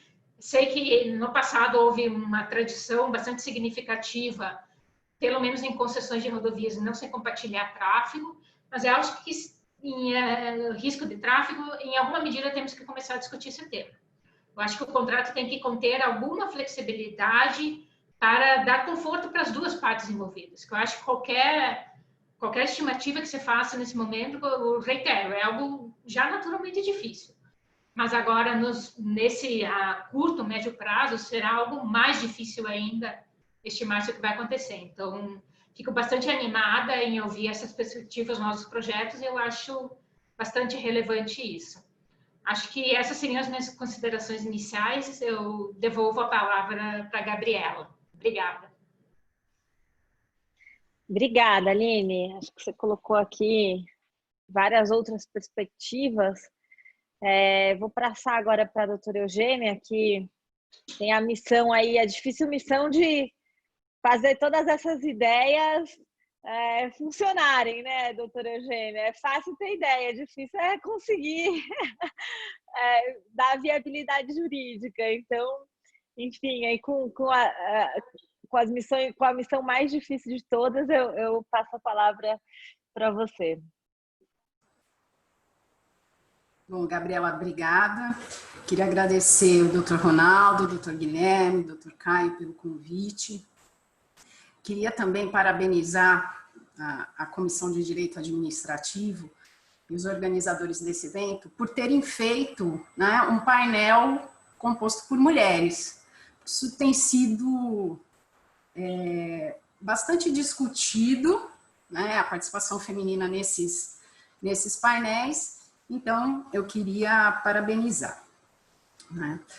Queria também aqui dizer da minha alegria e satisfação de dividir com você, Gabriela, com você, Renata, com você, Aline, que são não só mulheres, mas profissionais que eu realmente admiro, essa possibilidade de discutir esses temas que, assim, eu tenho uma grande afeição, digamos assim, já há algum tempo. Falar por último tem o lado positivo, né? Vocês já trouxeram aí um cenário bastante desafiador, colocaram todas as questões que essa pandemia traz, mas de outro lado também me permite fazer considerações em cima daquilo que vocês brilhantemente colocaram.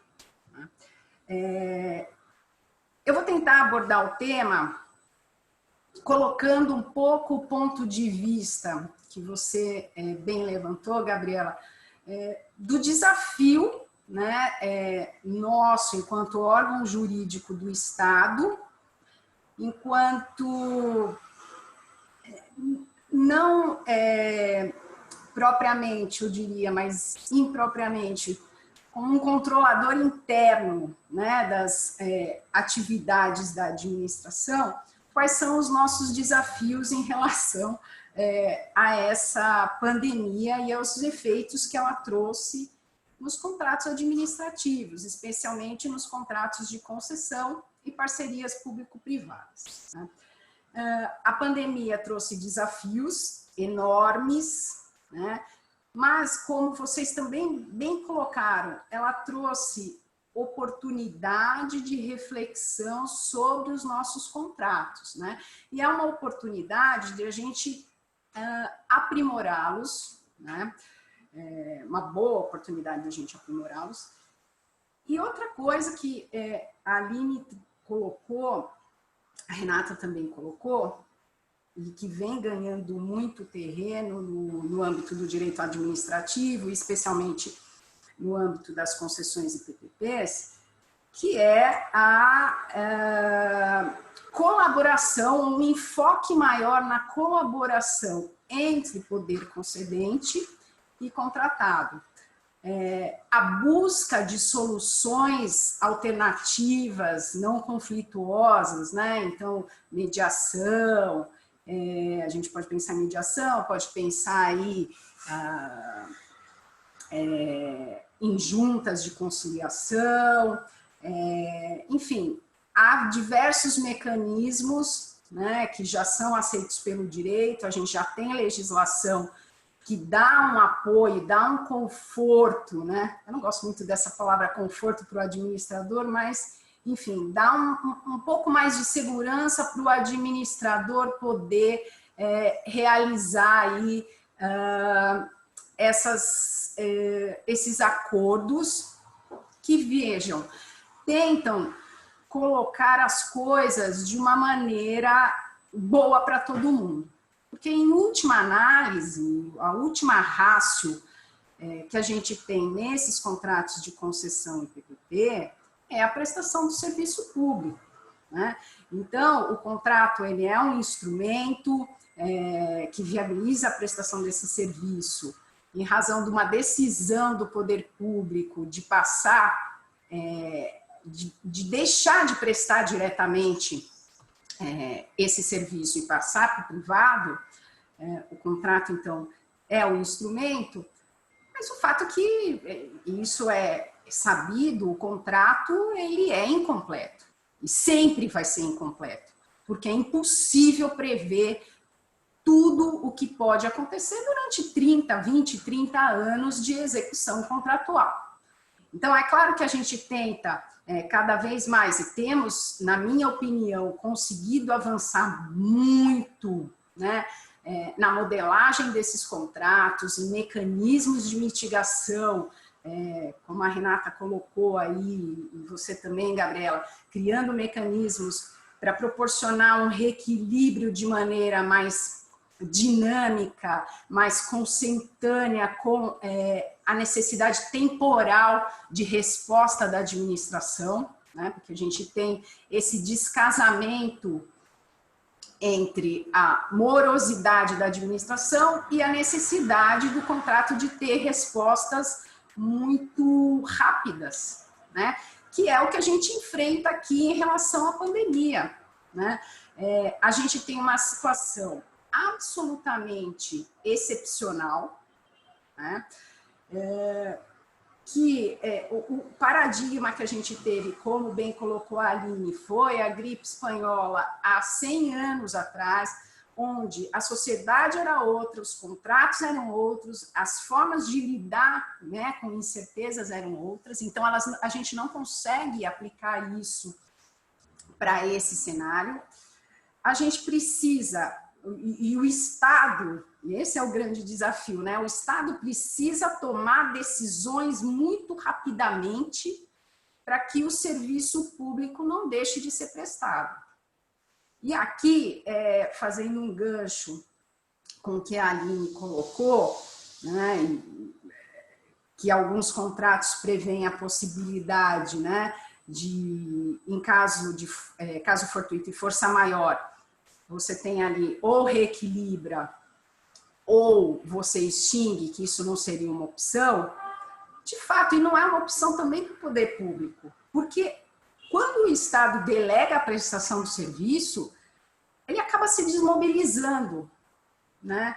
Então, a retomada do serviço para o Estado também é algo que demanda tempo, demanda uma reestruturação para receber esse serviço de volta. Então, assim, para o Estado também é um problema a concessão não continuar ou a PPP não continuar, né? Porque o Estado não vai conseguir dar uma resposta rápida. Eu acho que um exemplo bastante significativo que a gente pode trazer, não tanto no setor de rodovia, mas se a gente pensar no transporte metropolitano, ou mesmo no transporte municipal, né?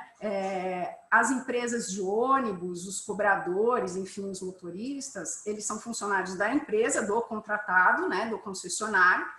Então, suponhamos que, em razão da pandemia, alguma empresa quebre. Fica difícil para o Estado retomar esse serviço, né? Os ônibus nem são bens reversíveis, então como que você faz isso? É uma situação complexa. É uma situação complexa também para o Estado. Então, eu acho que talvez esse seja o grande aprendizado que a gente, Estado, vem tendo, né? De, olha, nós somos grandes, nós temos o poder de império, mas exatamente por sermos grandes, nós temos problemas para fazer as coisas acontecerem de maneira rápida e eficiente. Então, acaba sendo um problema para o Estado também, e é algo que a gente pondera, né, quando a gente vai analisar a situação, né? Então, esse é um grande problema. Então, essa grande incerteza, esse cenário todo que foi colocado pela pandemia, ele também tinha um outro viés, né? Um outro problema, pelo menos do ponto de vista do Estado, acredito que também do concessionário, porque a situação mudava todo dia. Todo dia a gente não tinha segurança, ou tinha pouca segurança, pouca clareza, né, para a tomada de decisão. Esse foi um fator também muito importante, muito relevante para a administração. Então, o que fazer? Bom, quanto vai durar, né? Que tipo de medida a gente vai tomar para fazer frente a isso? Bom, a gente não tem uma situação, a gente parte da premissa que tem uma força maior, né? E foi essa posição que o Estado adotou, assim, lato sensu. Existe um problema, existe um fator de força maior, mas em que medida ele afeta os contratos, né?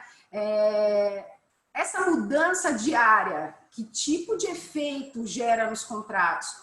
como que a gente vai reequilibrar se a gente não tem certeza como isso afetou? De outro lado, a prestação do serviço público sendo comprometida. Então, todos esses desafios se colocaram para a gente, né? De outro lado, a gente tinha as discussões doutrinárias, busca por teses lá no exterior para aplicar aqui. Assim, era um caldo muito rico, né, de possibilidades. E, de outro lado, o problema de fixar nesse cenário de grande incerteza uma posição que não fosse mutável, né? Porque aqui na Procuradoria a gente acaba dando orientações para a administração, orientações que acabam sendo, a repercussão disso a fixação de um posicionamento. Muitas vezes a administração não entende que esse posicionamento pode ser revisto ou modificado em razão de uma nova situação, então pode usar essa primeira visão que a gente tem, né, em razão desse cenário de incerteza, como algo definitivo, que de fato não é nesse caso. Então, o cuidado que a gente teve, e a primeira provocação que a gente teve foi da Secretaria dos Transportes Metropolitanos, em razão exatamente do problema com os ônibus, né? Porque basicamente as empresas concessionárias de ônibus, elas dependem assim, muito do fluxo de caixa para pagar as obrigações mensais, rotineiras da concessão. Não tem é muito bate-pronto, né? A necessidade do fluxo de caixa é bem importante. E tendo uma queda absurda da demanda, isso gerou um reflexo bastante importante e fez com que as empresas incitassem mais rapidamente aí a Secretaria dos Transportes Metropolitanos. Então, nesse primeiro momento, a nossa ideia foi de dar uma solução que fosse mitigadora, né, do problema. No caso dos ônibus, a gente conseguiu, porque teve eles conseguiram determinar o desequilíbrio, né? Então fixar um pouco no tempo esse desequilíbrio, e a gente propôs então uma alternativa aí para mitigar o problema de fluxo de caixa. Porque veja, esse também é um outro ponto que é importante, talvez não tanto nas concessões de rodovia, que tem outros mecanismos que podem ser utilizados para você fazer o reequilíbrio, como diminuição de investimentos, como você altera as obrigações, diminui um pouco as obrigações do concessionário. No caso do transporte rodoviário, né, você não tem tanta margem de manobra aí para poder fazer a recomposição. E o problema de fluxo de caixa exigiu um aporte de recursos do Estado direto, né, dinheiro na veia para tentar fazer o negócio rodar. E aí tem o lado todo, o problema financeiro do Estado, né, orçamentário financeiro, que acaba impedindo ou tornando bastante difícil a adoção de uma solução de recursos do Tesouro para fazer frente a esses reequilíbrios ou a esse cenário de pandemia num curto espaço de tempo. A gente poderia pensar em utilizar recursos do Tesouro se a gente tivesse mais tempo para trabalhar isso. Num curto período de tempo fica bastante difícil. A gente também tem uma vedação na Constituição do Estado, e aí não tanto quanto ao reequilíbrio, mas, enfim, há uma possibilidade de injeção de recursos, né, nessas empresas de ônibus, porque a gente tem uma vedação de concessão de subsídios públicos a concessionários de serviços públicos. Então, está no artigo 19 da nossa Constituição Estadual. Então, esse era um outro desafio que a gente tinha que enfrentar. Enfim, a situação era bastante complexa, né? E a gente optou por fixar algumas premissas, né? Mas deixando um espaço aí sempre de negociação tanto para o poder concedente quanto para as concessionárias. Eu acho que, assim, fazendo um resumo disso que eu tentei colocar nesse primeiro enfoque que eu dei. Essa situação de pandemia, ela gerou uma multiplicidade de soluções, né? Não tem uma única solução, né? A gente tem, em parte da premissa de que há um evento, né, de força maior. Tá? Esse evento de força maior, ele, por si só, ele não gera o reequilíbrio, né? E por si só não é um evento que gera o desequilíbrio. Então, eu vou ter que verificar o serviço, eu vou ter que verificar a forma como a prestação desse serviço foi afetada pela pandemia. De repente, se eu pensar numa PPP de hospitais, eu tive um aumento de demanda, né? Então, dependendo da prestação do serviço, eu vou ter um efeito distinto.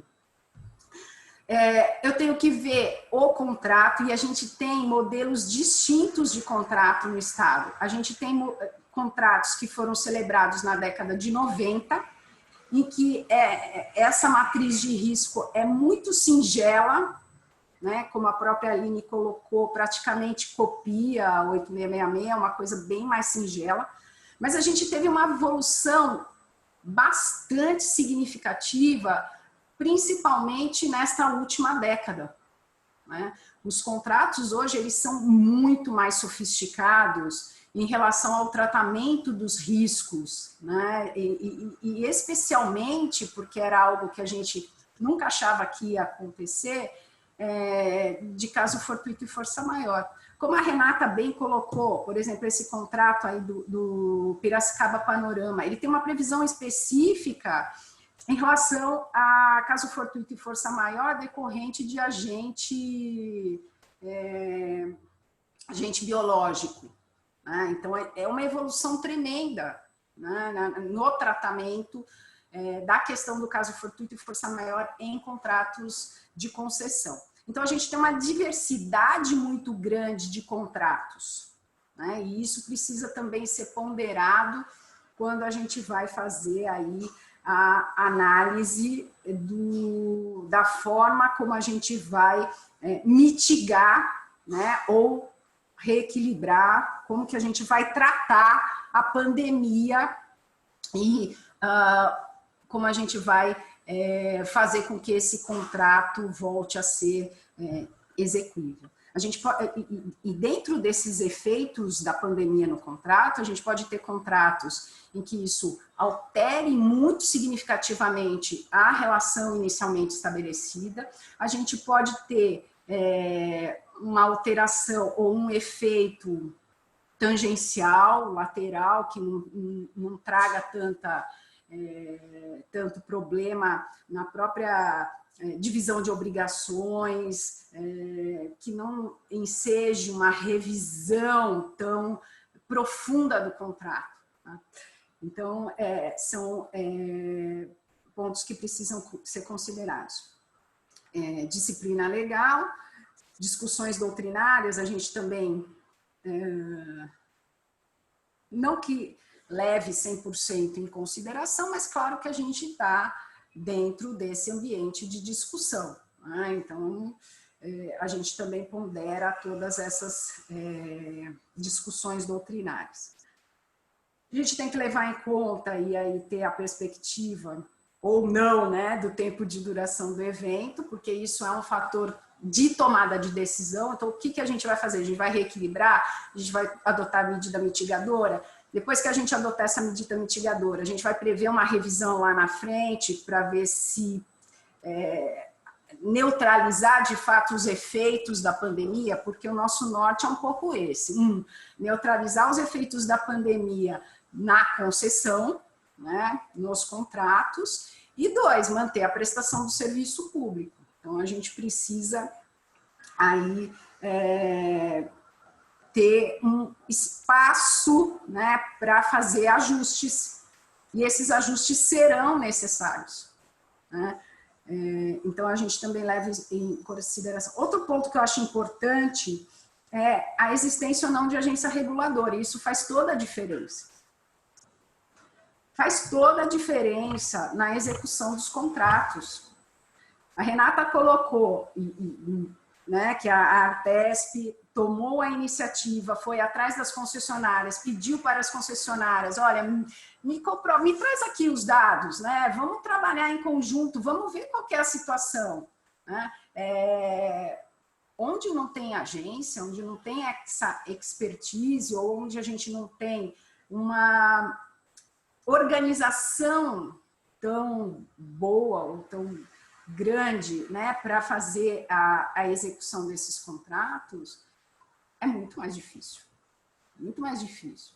A agência, ela é um locus que permite essa composição de poder concedente e concessionário, sendo neutro, né? Então, a ideia da agência é manter o contrato, não manter o interesse de um ou de outro. Isso faz toda a diferença, toda a diferença. Mesmo para nós, quando a gente faz a análise dos pareceres e faz a análise aqui e tenta atuar de maneira uniforme, a gente se pauta muito no que a agência fala, porque é um locus neutro, né? Então, isso também faz toda a diferença, né? Essa ideia, né, essa possibilidade, eu volto mais uma vez, de abrir o espaço de negociação, que dentro da agência é feito, mas não é o padrão ou não é tão internalizado dentro da administração, né, esse espaço de negociação. E aí a gente também tem um pouco do problema do apagão das canetas, do receio do administrador em relação aos órgãos de controle externo, seja o Tribunal de Contas, seja o Ministério Público, né, que podem questionar aí os limites, a discricionariedade, por que foi feito, enfim, acaba sendo um problema para o administrador. Então, ele não tem um incentivo, né, para fazer essa negociação. E dentro desses contratos, me parece que essa negociação, todo mundo falou, Renata falou, Aline falou, Gabriela também colocou, a importância de você ter esse espaço de negociação dentro desses contratos que são naturalmente incompletos, né? Então, a gente não pode... É absolutamente inviável tornar todas as questões que sejam minimamente controvertidas ou controversas, transformar isso num litígio judicial, né? Isso traz ônus para a administração, isso traz ônus para o contratado e, assim, certamente, obviamente, traz ônus para a execução do contrato. Traz ônus para a prestação do serviço público. É tempo, é dinheiro, é esforço que é gasto para eternalizar um conflito. E a gente tem contratos hoje que não... ou a gente ainda tem contratos que usam o judiciário, não tanto a arbitragem, que pode ser mais célere. Enfim, tem outras discussões, mas, assim, sob o ponto de vista da celeridade, a gente ainda tem discussões que estão no judiciário, né? e vão ficar lá por muito tempo. Eu, Renata e Guilherme tivemos oportunidade aí de trabalhar numa questão lá em 2011, 2012, que ainda não está resolvida no judiciário. Ela foi judicializada e a gente, hoje, as concessões estão terminando e a gente não tem uma definição do judiciário sobre o que fazer com isso, né? E seria muito ruim para o contrato se as questões referentes à pandemia, né, todas fossem judicializadas. Pode acabar inviabilizando, inclusive, a gente caminhando para a extinção dos contratos por impossibilidade de execução, quando a gente teria mecanismos mais abertos e mais e totalmente jurídicos, porque a gente tem uma lei de mediação que permite a realização de transação pelo administrador público, que permitiria conformar essa situação toda de incerteza, mantendo a prestação do serviço e mantendo o contrato em andamento, que é algo caro, né? É algo importante para as duas partes. Porque, como eu disse para vocês, não é simples e não é trivial para a administração pública retomar um serviço. Ela precisa se preparar com uma grande antecedência para que isso seja feito. Não é óbvio. Então, eu digo que é praticamente um mito da retomada. Ah, não, vamos retomar o serviço. Não vamos. Não vamos. E hoje a gente tem um cenário de não pode contratar ninguém, não pode aumentar salário, não pode dar vantagem, não pode fazer nada. A gente tem uma restrição financeira orçamentária severa, não tem espaço. Ainda que fosse possível, a gente quisesse, não há espaço para fazer isso, né? Então, a preservação do contrato quase que se impõe. Não tem muito espaço para decisão do administrador quanto a isso, né? Então, ela quase se impõe. Eu falei um pouco de transportes metropolitanos, mas eu queria tratar aí das concessões de rodovias, do caso Pipa. Então, primeiro a gente foi acionado pelo transporte metropolitano, mas logo em seguida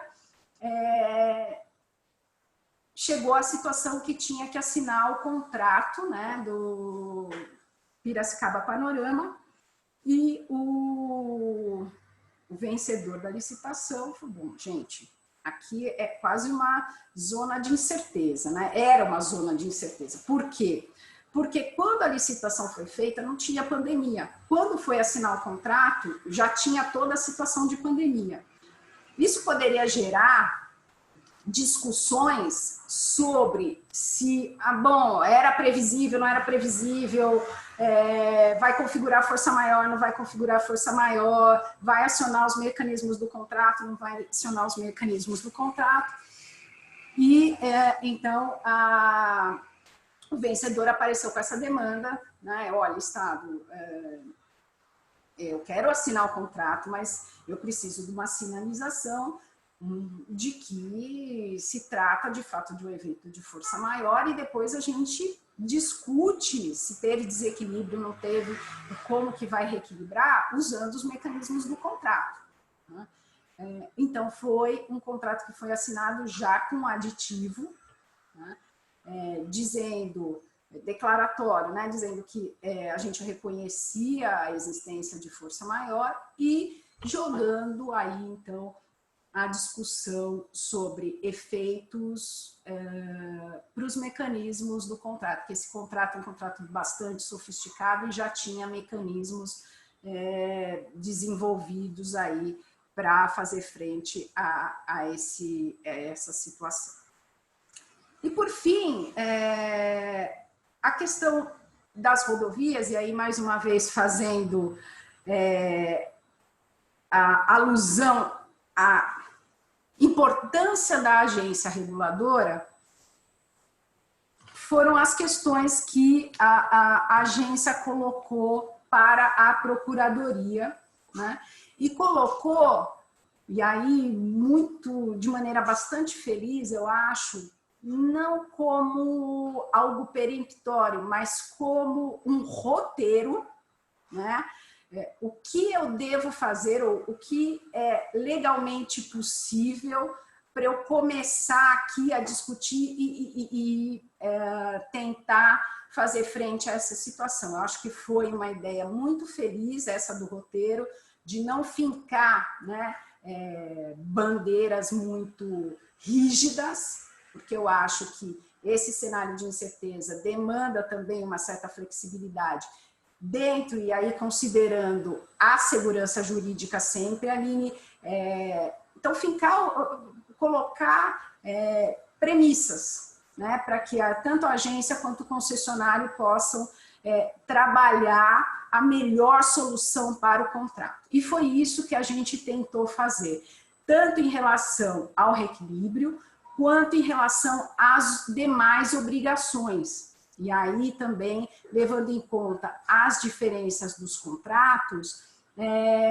aqueles que têm índice de desempenho ou que têm algum outro mecanismo de incentivo ao cumprimento de obrigações pelo concessionário, né?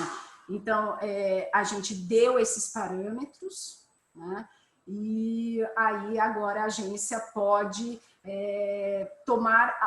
avançar, né, na condução desses processos, obviamente sem prejuízo de nos consultar pontualmente, caso a caso, quando isso seja necessário.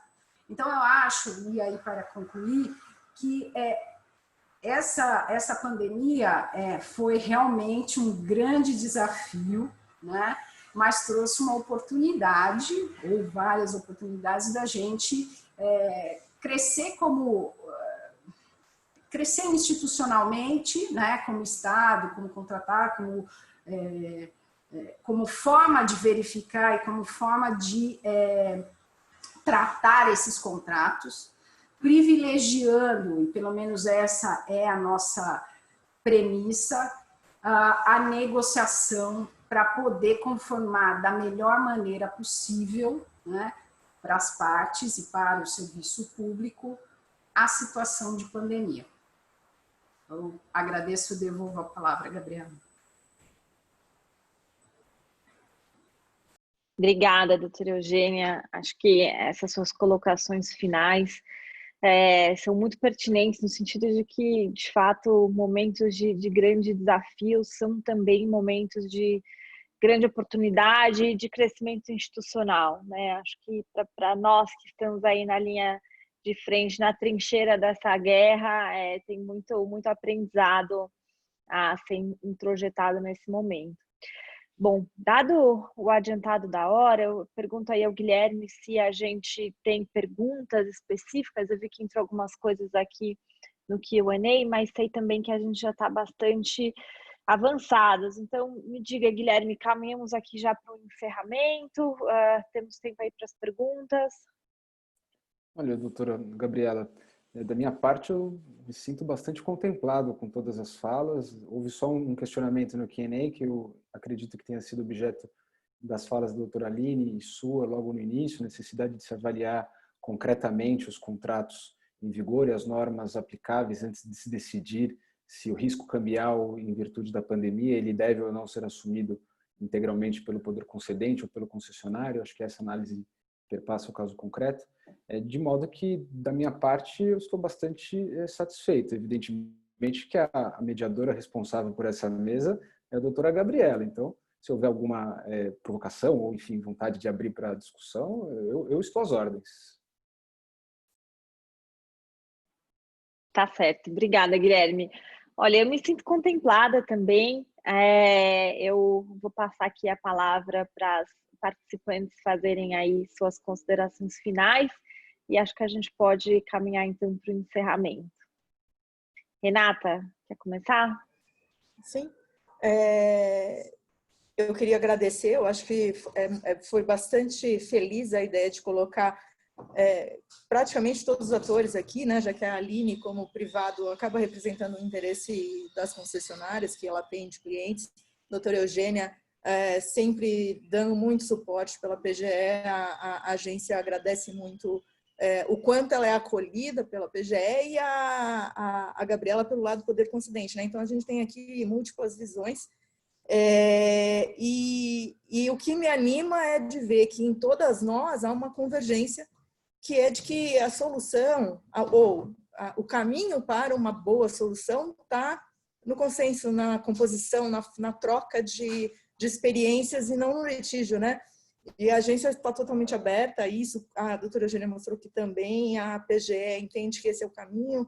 Enfim, eu tenho um olhar otimista, espero de fato que a gente possa dar respostas satisfatórias aí num prazo bem curto. E obrigada novamente pela conversa aqui. Eu queria agradecer novamente o convite. Eu acho que o evento foi extremamente interessante, pelas mesmas razões que colocou a Renata. Eu acho por ter trazido várias visões diferentes, e são visões que agora nós estamos conversando sobre o tema, e ainda teremos muito que conversar pela frente, que tudo isso está longe de se resolver. Então, acho que o desafio está apenas começando. Acho que teremos muitas oportunidades ainda pela frente de dialogar. Acho que é um desafio de todos os envolvidos e sairmos da melhor forma.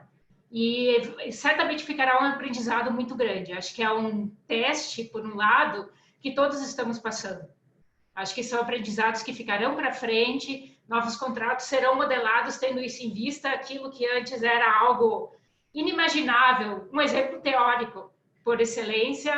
Agora, ao fazer um contrato, teremos isso em vista, inclusive. Então, acho que é um grande aprendizado e o início de uma caminhada que todos teremos, e quanto mais próximos, alinhados, e em busca de soluções consensuais, no meio termo, acho que é o mais adequado para tudo e, acima de tudo, para a continuidade do serviço. Então, é isso. Muito obrigada a todos.